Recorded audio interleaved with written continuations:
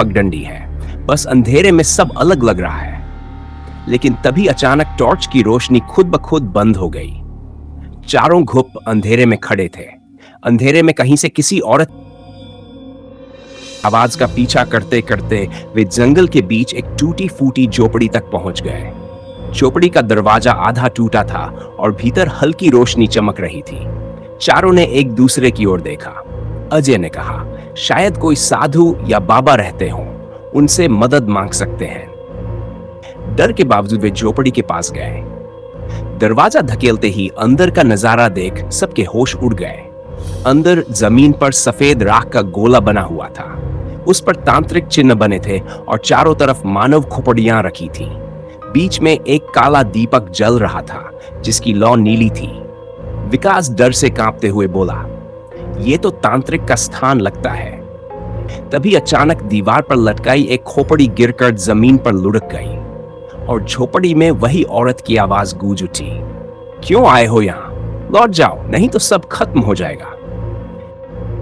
चारों चीखते हुए झोपड़ी से बाहर भागे, लेकिन बाहर आते ही फिर वही काला साया उनके सामने खड़ा था। अब की बार उसका चेहरा और भी डरावना लग रहा था।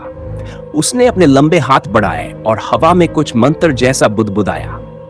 अचर और विकास ने मिलकर उसे छुड़ाया, लेकिन इस बार सब समझ चुके थे कि यह सिर्फ भ्रम नहीं था।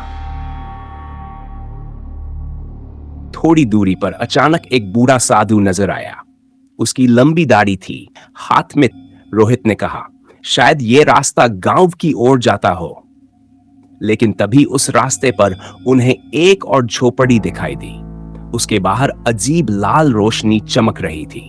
सुमित ने धीरे से कहा, यह वही तांत्रिक की झोपड़ी है जिसकी बात बाबा कर रहे थे। झोपड़ी के बाहर लाल रोशनी फैल रही थी।